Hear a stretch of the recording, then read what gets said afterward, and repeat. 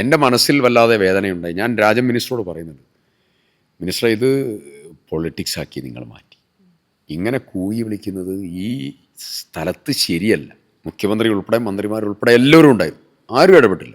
ഞാൻ എന്നെ സംസാരിക്കാൻ വിളിച്ചപ്പോൾ ഇവർ വ്യാപകമായി കൂക്കി. പക്ഷെ ദുരന്തബാധിതരായ ആളുകൾ ഇരിക്കുന്ന ഒരു ക്യൂബിക്കുണ്ട്, അവിടുന്ന് ഒരാൾ പോലും കൂകിയില്ല. അവരവസാനം സഹിക്ക വയ്യാതെ അവർ എഴുന്നേറ്റ് നിന്ന് കൈയടിച്ചു. അവർക്കറിയാം, അവർ പറഞ്ഞു, അവരുടെ കൂടെ നിന്ന് മുന്നോട്ട് പോയതായിരിക്കുന്ന ഒരു പൊതുപ്രവർത്തനവും ജനപ്രതിനിധിയാണ് നിങ്ങൾ. ഈ അപമാനിക്കൽ ശരിയല്ല. ഞാനതിൽ ഒരു കാര്യം പറയുന്നു, ഈ സ്ഥലം കൂകേണ്ട സ്ഥലമല്ല, ഇത് ചേർത്ത് നിർത്തലിൻ്റെയും സ്നേഹത്തിൻ്റെയും സ്ഥലമാണ്. എൻ്റെ മനസ്സിലൂടെ അപ്പം വന്നതാ മറുപടി പറയാൻ. പക്ഷെ ഞാൻ അവിടുന്ന് പറഞ്ഞില്ലത്. പറയാത്തതിൻ്റെ കാരണം ആ വേദി രാഷ്ട്രീയവും മറുപടിയും പറയാനുള്ള വേദിയല്ല. ഇത് മരിച്ചവരുടെ വേദനയൂറുന്ന മണ്ണാണ്, അവരുടെ കുടുംബത്തിൻ്റെ പരിപാടിയാണ്. ആ ഒരൊറ്റ വാക്ക് പറഞ്ഞാൽ അവിടെ അവസാനിച്ചു. ടൗൺഷിപ്പിൻ്റെ ഉദ്ഘാടനം കഴിഞ്ഞിട്ട് എത്ര ദിവസമായി? ഏതെങ്കിലും ഒരു വീട്ടിൽ താമസിച്ചിട്ടുണ്ടോ? ഇല്ല. രാജ്യത്തെ ജനാധിപത്യം മതേതര സംവിധാനം കാത്തു സൂക്ഷിക്കാനുള്ള ഒരു നിർഭയത്വത്തിൻ്റെ പോരാട്ട മുഖമാണ് പ്രിയങ്ക ഗാന്ധി, രാഹുൽ ഗാന്ധി.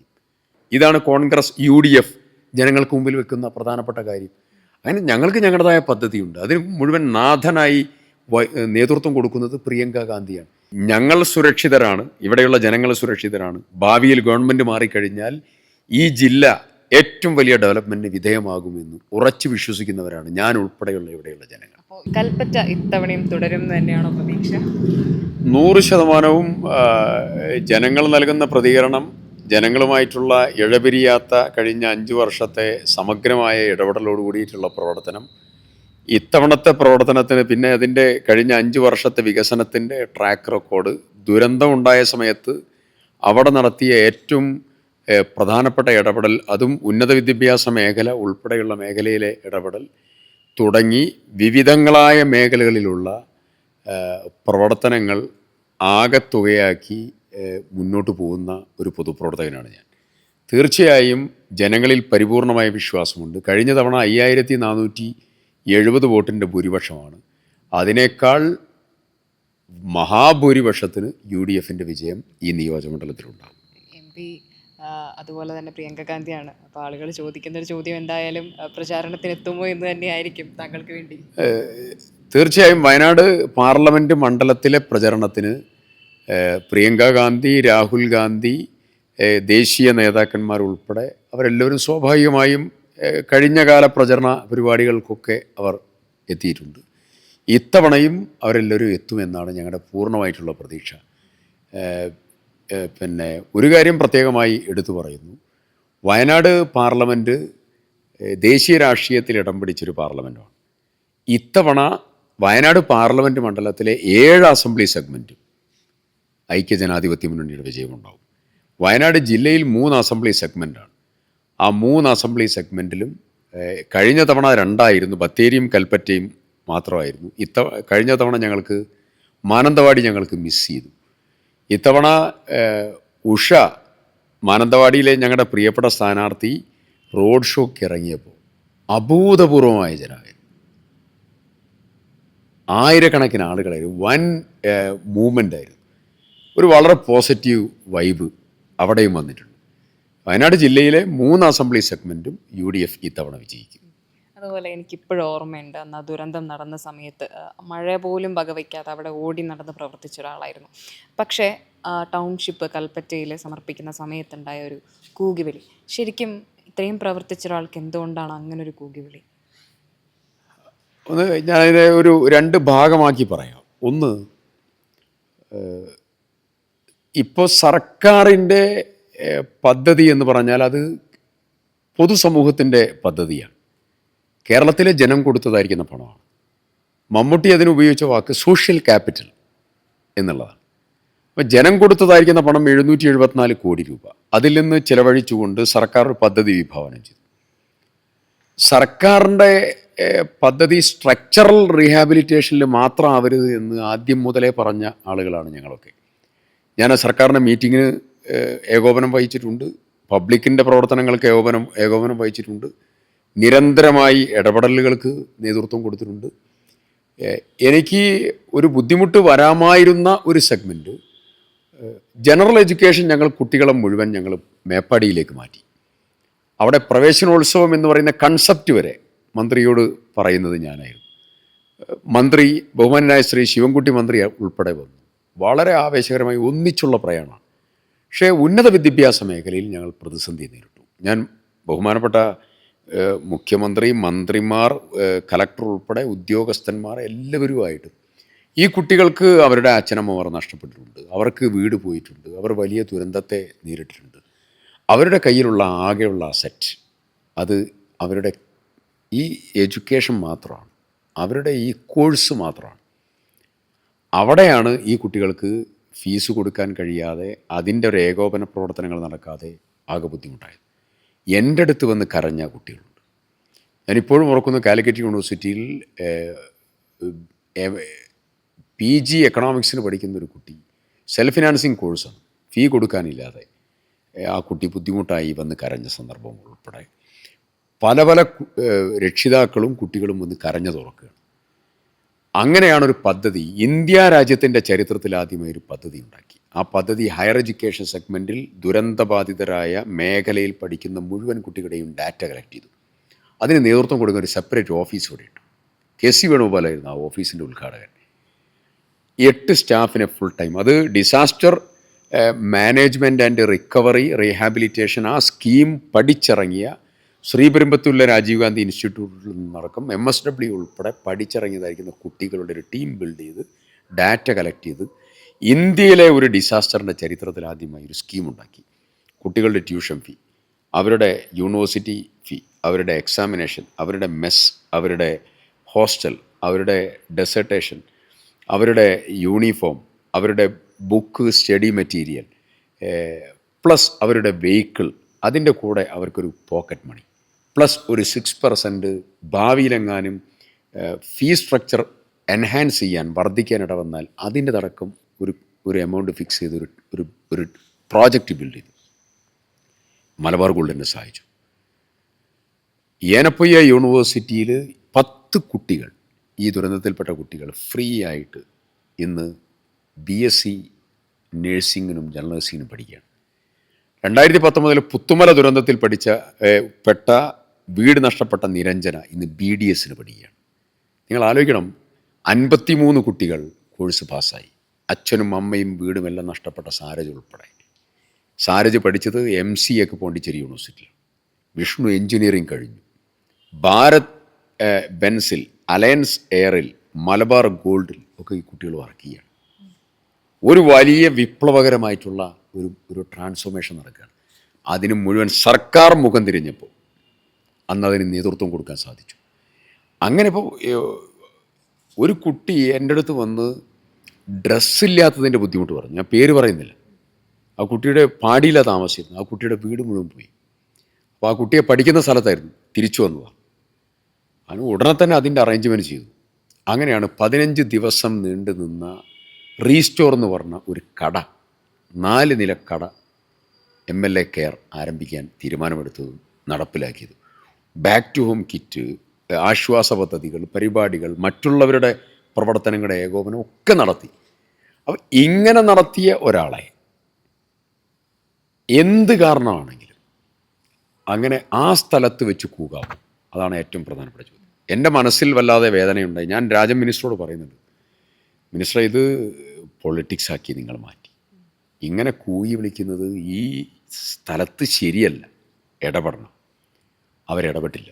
മുഖ്യമന്ത്രി ഉൾപ്പെടെ, മന്ത്രിമാരുൾപ്പെടെ എല്ലാവരും ഉണ്ടായിരുന്നു, ആരും ഇടപെട്ടില്ല. എന്നെ സംസാരിക്കാൻ വിളിച്ചപ്പോൾ ഇവർ വ്യാപകമായി കൂക്കി. പക്ഷേ ദുരന്തബാധിതരായ ആളുകൾ ഇരിക്കുന്ന ഒരു ക്യൂബിക്കുണ്ട്, അവിടുന്ന് ഒരാൾ പോലും കൂകിയില്ല. അവരവസാനം സഹിക്കുക വയ്യാതെ അവർ എഴുന്നേറ്റ് നിന്ന് കൈയടിച്ചു.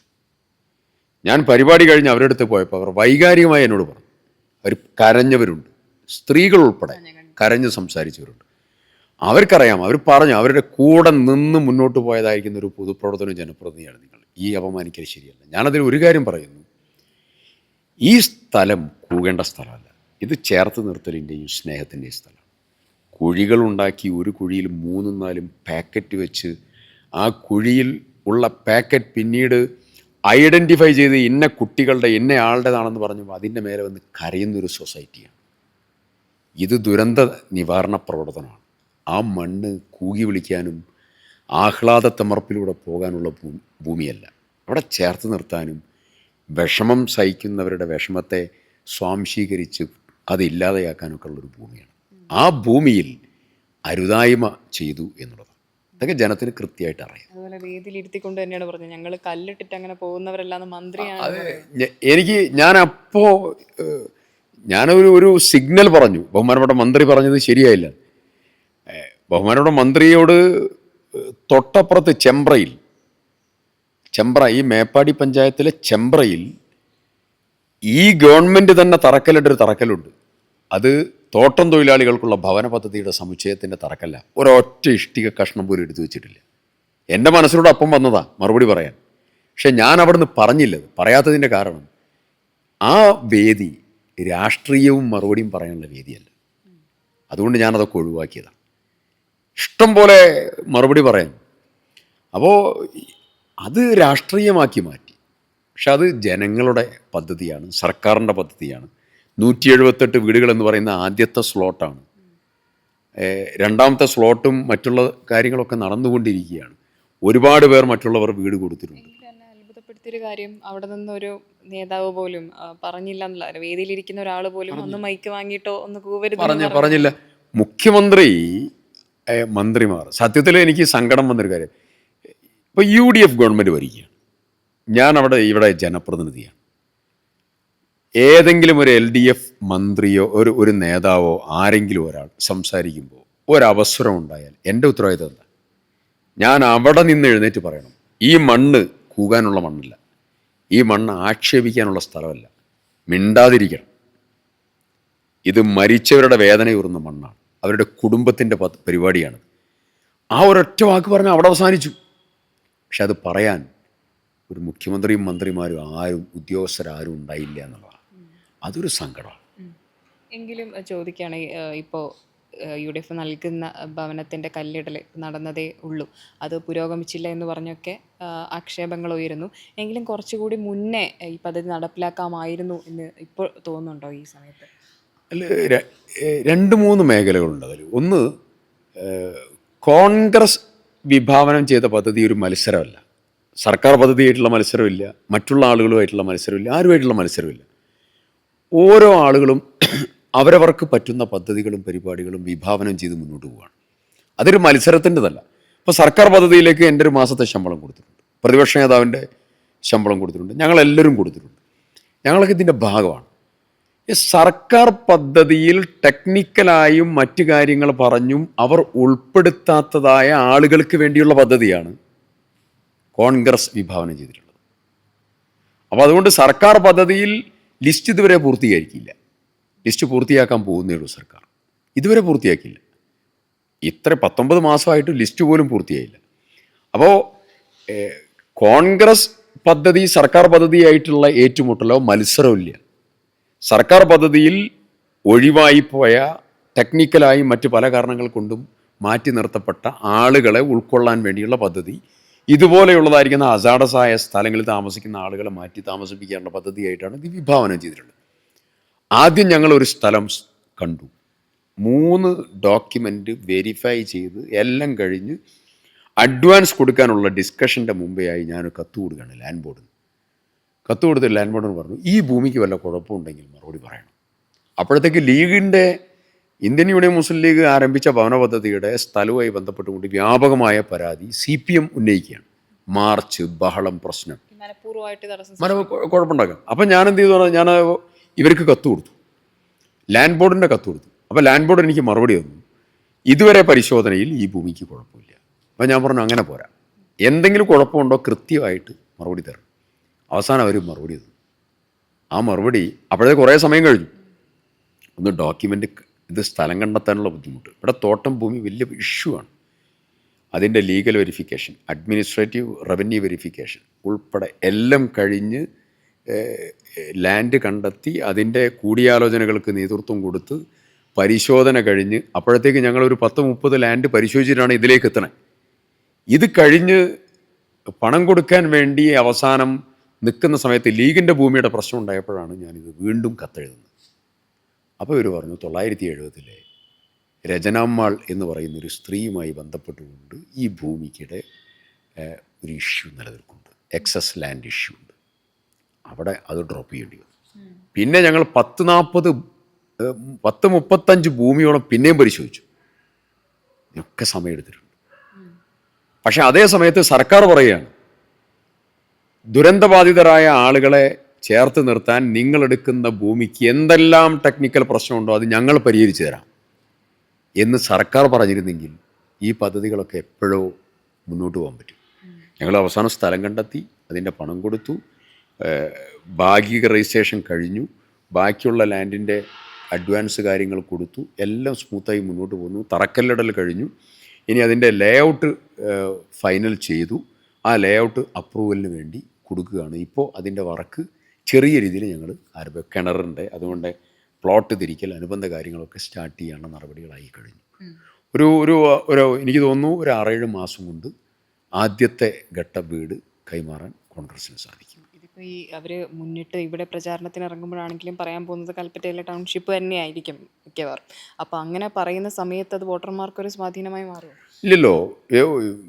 ടൗൺഷിപ്പിൻ്റെ ഉദ്ഘാടനം കഴിഞ്ഞിട്ട് എത്ര ദിവസമായി? ഏതെങ്കിലും ഒരു വീട്ടിൽ താമസിച്ചിട്ടുണ്ടോ? ഇല്ല, ഒരു വീട്ടിലും താമസിച്ചിട്ടില്ല. താമസിക്കാൻ ആയി വരുന്നേ ഉള്ളൂ. കുറേ കാര്യങ്ങൾ ഇനിയും ചെയ്യേണ്ടതുണ്ട്. അപ്പോൾ പക്ഷെ അതിന് ആക്ഷേപം പറയാൻ ഒരിക്കലും തയ്യാറല്ല. ചിലപ്പോൾ ഉദ്ഘാടനം കഴിഞ്ഞിട്ട് വേറെയും കുറേ ഇതൊക്കെ രാഷ്ട്രീയം അവർ എല്ലാവർക്കും ഉണ്ട്, രാഷ്ട്രീയം അവർക്കുണ്ട്. ആ രാഷ്ട്രീയം ഉള്ളത് കൊണ്ടാണ് ഇങ്ങനെ ഉദ്ഘാടനം പെട്ടെന്ന് ധൃതി പിടിച്ച് ഇതൊരു ക്യാമ്പയിൻ്റെ ഭാഗമായി സെറ്റ് ചെയ്ത് ഉദ്ഘാടനം ചെയ്ത് അതിൽ അവർക്ക് രാഷ്ട്രീയമുണ്ട്. അതുകൊണ്ട് ഇപ്പോഴും താമസിച്ചിട്ടില്ലേ, താമസിക്കാനാവുന്നേ ഉള്ളൂ. അപ്പോൾ കോൺഗ്രസ് AICCയുടെ രാജ്യത്തെ പ്രതിപക്ഷ നേതാവ് കോൺഗ്രസ് നേതൃത്വം പറഞ്ഞ വാക്ക് 100 വീട്. ആ 100 വീട് കോൺഗ്രസ് നൽകിയിരിക്കും. അത് ദുരന്തബാധിതരായ ആളുകളെ സർക്കാർ ലിസ്റ്റിൽ നിന്ന് ഒഴിവാക്കപ്പെട്ട ആളുകൾക്ക് വേണ്ടി കോൺഗ്രസ് നൽകുന്ന കരുതലാണ്. ആ കരുതൽ പൂർത്തിയാക്കും. അതുപോലെ ദുരന്തബാധിതർക്ക് വേണ്ടി ഒരുപാട് സംസാരിച്ചിട്ടുള്ള ഒരാൾ കൂടിയാണ്. പക്ഷേ എപ്പോഴോ എവിടെയോ വെച്ച് സിദ്ദിഖ് ഒന്നും ചെയ്തില്ല എന്ന തരത്തിലൊരു പ്രചാരണം നടന്നോ? അതുകൊണ്ടാണോ ഇപ്പോൾ ട്രഷറിയിലടക്കം നൽകിയിട്ടുള്ള പണമൊക്കെ കാണിച്ചുകൊണ്ടൊരു കുറിപ്പ് തന്നെ ഇടേണ്ടി വന്ന ഒരു സാഹചര്യം ഉണ്ടായത്? അതുകൊണ്ടാണോ ഒന്നും ചെയ്തില്ല എന്ന് വരുത്തി തീർക്കാനുള്ള ഒരു ശ്രമം നടന്നിരുന്നു? അതൊക്കെ ഒരു വല്ലാത്ത ദുരനുഭവം. ഒരു ദിവസം പ്രധാനപ്പെട്ട CPMൻ്റെ ഉന്നതരായ നേതാക്കന്മാരുടെ സ്റ്റേറ്റ്മെൻറ്റ് വരികയാണ്. ഒന്ന്, ദുരിതാശ്വാസ നിധിയിലേക്ക് പണം കൊടുക്കരുതെന്ന് കോൺഗ്രസ് പറഞ്ഞു. 2, കോൺഗ്രസ് MLA മാർ പണം കൊടുത്തില്ല. സ്ഥലം MLA സിദ്ദിഖ് പണം കൊടുത്തിട്ടില്ല. അത് കഴിഞ്ഞ് എനിക്കെതിരെ ഒരു 12 ബ്ലോഗർമാർ ആഞ്ഞടിക്കുകയാണ് സ്റ്റേറ്റ് വൈഡ്. അപ്പോൾ എനിക്ക് തോന്നി ഇതിൻ്റെ പിറകിലൊരു ഒരു ഓപ്പറേഷൻസ് ഉണ്ടല്ലോ നിർബന്ധമായിട്ടും. അപ്പോൾ ഫേസ് തകർക്കുക എന്നുള്ളതാണ്. അപ്പോൾ ഞാനൊരു 3-4 ദിവസം ഞാൻ ഒന്ന് വെയിറ്റ് ചെയ്തു. ഇത് സ്വാഭാവികമായി ശമിച്ചു പോകും എന്നുള്ള. പക്ഷേ അത് അഗ്രസീവ് ക്യാമ്പയിനിങ് ആയി ഡെവലപ്പ് ചെയ്തു. അവസാനം ഞാൻ ട്രഷറി ഓഫീസറോട് സർട്ടിഫിക്കറ്റ് വാങ്ങാൻ തീരുമാനിച്ചു. ഞാൻ കൊടുത്ത പണത്തിൻ്റെ സർട്ടിഫിക്കറ്റ് അടക്കം വാങ്ങി ഞാൻ അവസാനം പത്രസമ്മേളനം നടത്തി പറയേണ്ടി വന്നു. ആ പത്രസമ്മേളനം നടത്തി കഴിഞ്ഞപ്പോൾ ഈ ബ്ലോഗർമാരൊന്നും പിന്നെ തെറ്റുപറ്റിയെന്ന് പറയണ്ടേ, ഒരാൾ പോലും പറഞ്ഞില്ല. അപ്പോൾ ഒരു പ്രചരണം ഫിക്സ് ചെയ്യുക, ഫേസ് അങ്ങ് തകർക്കാൻ ശ്രമിക്കുക. ആ ഒരു ദുരന്തത്തിൽ അങ്ങനെയൊന്നും ചെയ്യരുത്. സർക്കാരിൻ്റെതായിരിക്കുന്ന കുറേ കാര്യങ്ങൾ ചെയ്തിട്ടുണ്ട്, സന്നദ്ധ സംഘടനകൾ കുറേ കാര്യങ്ങൾ ചെയ്തിട്ടുണ്ട്, രാഷ്ട്രീയ പാർട്ടികൾ ചെയ്തിട്ടുണ്ട്, ജനപ്രതിനിധികൾ ചെയ്തിട്ടുണ്ട്. സർക്കാരിന് പറ്റാത്ത, സർക്കാർ ചിന്തിക്കാതിരുന്ന സമയത്ത് ഉന്നത വിദ്യാഭ്യാസം അടക്കമുള്ള മേഖലകളിലെ കാര്യങ്ങൾ നിർവഹിച്ചൊരു ജനപ്രതിനിധിയാണ് ഞാൻ. അപ്പോൾ അങ്ങനെ ആ കുട്ടികളുടെ അനുഭവങ്ങൾ പറയും. എത്ര അനുഭവങ്ങളുണ്ട്, ഒത്തിരിയാണ്. ഇപ്പം ഞാനൊരു എക്സാമ്പിൾ പറയാം. അവ്യക്ത് എന്ന് പറഞ്ഞ കുട്ടി, കൊച്ചു പയ്യനാണ്. അവനെ കുറേ വൈകിയാണ് അവനെ കിട്ടുന്നത്. കൈയൊക്കെ ഇവിടെ നിന്ന് പൊട്ടി, മൂക്കിലും ചെവിയിലും വായിലും മുഴുവൻ ചെളിയായി. അവനെ കിട്ടുന്നത് ഈ കൽപ്പറ്റയിലെ ഒരു സന്നദ്ധ പ്രവർത്തകൻ ഷബീറിനാണ് അവനെ കിട്ടുന്നത്. വായിന്നും മൂക്കുന്നും ചെളിയൊക്കെ സക്ക് ചെയ്തെടുത്ത് ആ കുട്ടിയുടെ പെടയിലുണ്ട്. നേരെ വിംസിലേക്ക് എടുത്തോടി, നേരെ കോഴിക്കോട് മെഡിക്കൽ കോളേജിലേക്ക് അവിടെ നിന്ന് ട്രാൻസ്ഫർ ചെയ്തു. ഈ കുട്ടി തങ്ങളുടെ മകനാണെന്ന് കരുതി ഒരു കുടുംബം അവിടെ നിൽക്കുക. അവസാനം ഈ കുടുംബത്തിൻ്റെതായിരുന്നില്ല. അപ്പോഴും ഇവൻ അബോധാവസ്ഥയിലാണ്. ഈ വിവരം അറിഞ്ഞ് ഞാൻ നേരെ കോഴിക്കോട് മെഡിക്കൽ കോളേജിൽ പോയി. ഞാൻ ആ സമയത്ത് മന്ത്രിയായി ബന്ധപ്പെട്ടുകൊണ്ട് ഈ പ്രശ്നം പരിഹരിക്കാൻ ഈ കുട്ടിയെ ഐഡൻറ്റിഫൈ ചെയ്യാനുള്ള പ്രോസസ്സ് ചൈൽഡ് ലൈൻ ഉപയോഗിച്ചു. 2 സൂപ്രണ്ടിനെയും പ്രിൻസിപ്പളെയും ഒക്കെ കണ്ട് മന്ത്രിയെ ഗവൺമെൻറ്റുമായി ബന്ധപ്പെട്ട് മെഡിക്കൽ ടീമിനെ സെറ്റ് ചെയ്യാൻ 2 തവണ ഞാനന്ന് പോയിട്ടുണ്ട്. അങ്ങനെ ഓരോ ഇടപെടലുണ്ട്. അങ്ങനെ ഓരോ ആളുകൾക്ക്, അതുപോലെ മറ്റുള്ള ആളുകളൊക്കെ ഇടപെട്ടിട്ടുണ്ട്. ഓരോ ആളുകൾ ഇടപെട്ടിട്ടുണ്ട്. ഈ ഇടപെടലൊക്കെ ഓരോ ആളുകളെ ജീവിപ്പിക്കാനും കൊണ്ടുപോകാനുള്ളതായിരിക്കുന്ന ശ്രമത്തിൻ്റെ ഭാഗമാണ്. അങ്ങനെയൊക്കെ പ്രവർത്തിച്ചതായിരിക്കുന്ന ആളുകളെ അവസാനം നൽകിയ പണം കൊടുത്തില്ല എന്നുള്ള ആക്ഷേപം പറയുക, പ്രവർത്തിക്കേണ്ട ഉത്തരവാദിത്തം നിർവഹിച്ചില്ല നടത്തിയവരെ പറ്റി അത് പറയുക, അവസാനം കൂകി വിളിച്ച് ഡീഫേസ് ചെയ്യാനുള്ള ശ്രമം, അതൊക്കെ ജനത്തിന് കൃത്യമായിട്ട് അറിയാം. അതുപോലെ എല്ലാവരും ചോദിക്കുന്ന ഒരു ചോദ്യമാണ് ഇപ്പം പ്രിയങ്ക ഗാന്ധി അടക്കമുള്ള നേതാക്കൾ അവരിപ്പോൾ അതീവ സുരക്ഷയിൽ വന്ന് പോകുന്നവരാണ്. സാധാരണ ജനങ്ങൾക്ക് പെട്ടെന്നൊരു ആക്സസ് കിട്ടണമെന്നില്ല. ശരിക്കും എങ്ങനെയാണ് മണ്ഡലത്തിലെ ആളുകൾ അവരുമായി സംവദിക്കുന്നത്? എങ്ങനെയാണ് അവരോട് പരാതികൾ ഇപ്പോൾ പറയുന്നത്? എല്ലാ തിരഞ്ഞെടുപ്പിലും വരുമ്പോൾ അങ്ങനെയാണല്ലോ അവരെക്കുറിച്ച് പറയുക, അവരെ മണ്ഡലത്തിൽ പോലും കിട്ടില്ലല്ലോ, സാധാരണക്കാർ മലയാളം അറിയില്ലല്ലോ, അപ്പോൾ എന്താണ് ചെയ്യുക? എന്താണ് ശരിക്കും പ്രവർത്തനം? ഒന്ന്, പ്രിയങ്ക ഗാന്ധി അത്യാവശ്യം മലയാളമൊക്കെ പഠിച്ച് മുന്നോട്ട് പോയിക്കൊണ്ടിരിക്കുന്ന ആളാണ്. 1. 2, അവർ വരുന്ന സമയത്ത് 10 ദിവസം 12 ദിവസത്തേക്കൊക്കെ ഒന്നിച്ചു വരികയാണ്. വന്നിട്ട് അവർ നടത്തുന്ന ഡീറ്റെയിൽഡ് ഇൻട്രാക്ഷൻസ് ഉണ്ട്. ഇപ്പോൾ ട്രൈബൽ സെഗ്മെൻറ്റ്, ഇവിടുത്തെ ടൂറിസം, ഇവിടെയുള്ള അഗ്രികൾച്ചർ, ഇവിടെയുള്ള പരമ്പരാഗതമായിട്ടുള്ള ഓരോ മേഖലകൾ, ഇവിടെയുള്ള എഡ്യൂക്കേഷൻ സിസ്റ്റം, ഇവിടെയുള്ള ഹെൽത്ത് ഇഷ്യൂസ്, അങ്ങനെ തുടങ്ങി വിവിധ സെഗ്മെൻറ്റുമായിട്ട് ബന്ധപ്പെട്ട സ്പൈസസ്, വിവിധ മേഖലകളുമായിട്ട് ബന്ധപ്പെട്ടുകൊണ്ട് അവർ നടത്തിയ ഇൻട്രാക്ഷൻസ് എത്രയാണ്. ചെറുവയൽ രാമേട്ടൻ്റെ കൂടെ പാടത്ത് നടന്ന് എല്ലാവരും നോട്ട് ചെയ്യും. ദിശ മീറ്റിങ്ങിന്, പ്രിയങ്ക ഗാന്ധിയുടെ ദിശ മീറ്റിങ്ങിൽ പങ്കെടുക്കുന്ന ഒരു അനുഭവമാണ്. ആദ്യം തന്നെ അവർ പറയും, ഞാൻ കഴിഞ്ഞ ദിശ മീറ്റിങ്ങിൽ നമ്മളെടുത്ത തീരുമാനം, എന്നോട് ചെയ്യാൻ പറഞ്ഞ കാര്യം, ഞാൻ ഇന്ന കാര്യങ്ങളൊക്കെ അത് ചെയ്തു, അതിൻ്റെ മറുപടി ഇന്നത് കിട്ടി, ചിലത് കിട്ടിയിട്ടില്ല, ഞാനത് ഫോളോ ചെയ്യാം, ഇത്ര ഫണ്ട് അഡീഷണൽ കിട്ടാനുള്ളത് വാങ്ങിയെടുക്കാൻ നമുക്ക് സാധിച്ചിട്ടുണ്ട്. ഓരോന്നിനും കൃത്യമായിട്ടുള്ള ഫോളോ അപ്പ് ആക്ഷൻസാണ്. അവർക്ക് പരിമിതിയുണ്ട്. ആ പരിമിതി ഗവൺമെൻറ് ഇല്ല എന്നുള്ളത് മാത്രമാണ്. അതിന് പകരം അവർ CSR ഫണ്ട്, അനുബന്ധ മേഖലകളൊക്കെ പൂൾ ചെയ്തുകൊണ്ടിരിക്കുകയാണ്. രാജ്യത്തെ ജനാധിപത്യം, മതേതര സംവിധാനം കാത്തു സൂക്ഷിക്കാനുള്ള ഒരു നിർഭയത്വത്തിൻ്റെ പോരാട്ട മുഖമാണ് പ്രിയങ്ക ഗാന്ധി, രാഹുൽ ഗാന്ധി. അവർ നേതൃത്വം കൊടുക്കുന്ന ഒരു പാർലമെൻറ്റ് സെഗ്മെൻറ്റിൻ്റെ ഭാഗമായി ഇവിടെയുള്ള ജനങ്ങളും ഞങ്ങളൊക്കെ പോകുന്നു എന്ന് പറയുന്നത് തന്നെ അഭിമാനകരമായ കാര്യമാണ്. അവർ നടത്തിക്കൊണ്ടിരിക്കുന്ന ഇടപെടൽ ചെറിയ ഇടപെടലല്ല, വലിയ ഒത്തിരി കാര്യങ്ങൾ. ഇപ്പോൾ നൈറ്റ് ട്രാഫിക് ബാൻ ലിഫ്റ്റ് ചെയ്യുന്നതിന് വേണ്ടിയിട്ടുള്ള ട്വിൻ ടണൽ ഓപ്പറേഷൻസ് നടന്നുകൊണ്ടിരിക്കുകയാണ്. റെയിൽവേ മാപ്പിലേക്ക് വയനാടിനെ കൊണ്ടുവരാനുള്ള ഒരു പ്രധാനപ്പെട്ട നിർദ്ദേശം ഞങ്ങൾ ജനങ്ങൾക്ക് മുമ്പിൽ വെച്ചിരിക്കുകയാണ്. ഈ തവണത്തെ തെരഞ്ഞെടുപ്പിലെ ഒരു പ്രധാനപ്പെട്ട ഞങ്ങളുടെ സ്ലോഗൻ അതാണ്. 10 കൊല്ലമായി പിങ്ക് ബുക്കിൽ സ്ഥാനം പിടിച്ച, സെൻട്രൽ ഗവൺമെൻറ് ബഡ്ജറ്റിൽ സ്ഥാനം പിടിച്ച, സ്റ്റേറ്റ് ഗവൺമെൻറ് ബഡ്ജറ്റിൽ സ്ഥാനം പിടിച്ച, ഹെഡ് ഓഫ് അക്കൗണ്ട് ഓപ്പൺ ചെയ്ത, DMRC ഓഫീസ് ആരംഭിച്ച, ഫീസിബിലിറ്റി സ്റ്റഡി ഓക്കെ ആയിട്ടുള്ള പദ്ധതിയാണ് നിലമ്പൂർ നഞ്ചങ്കോട് റെയിൽവേ പാത. 10 കൊല്ലമായി തകർത്തു തരിപ്പണമായി. അപ്പം ഞങ്ങൾ പുതുതായി ജനങ്ങളോട് പറയുകയാണ്, ഇതാണ് കോൺഗ്രസ് UDF ജനങ്ങൾക്ക് മുമ്പിൽ വെക്കുന്ന പ്രധാനപ്പെട്ട കാര്യം. അങ്ങനെ ഞങ്ങൾക്ക് ഞങ്ങളുടേതായ പദ്ധതിയുണ്ട്. അതിന് മുഴുവൻ നാഥനായി നേതൃത്വം കൊടുക്കുന്നത് പ്രിയങ്ക ഗാന്ധിയാണ്. ദുരന്തബാധിതരായ ആളുകൾ, ഈ സർക്കാർ ബിൽഡിംഗ് ഉടമകളെ തിരിഞ്ഞു നോക്കിയില്ല. പ്രിയങ്ക ഗാന്ധി പ്രഖ്യാപിച്ചു, ഞാൻ 5 ലക്ഷം വെച്ചുകൊണ്ട് കൊടുക്കുകയാണ്. പ്രഖ്യാപിച്ചു കഴിഞ്ഞാൽ അടുത്ത ദിവസമാണ് ഗവൺമെൻറ് ക്യാബിനറ്റിൽ തീരുമാനമെടുത്തത്, ഞങ്ങൾ പൈസ കൊടുക്കാൻ പോവുകയാണ്. അപ്പോൾ ഗവൺമെൻറ്റിനെ അടക്കം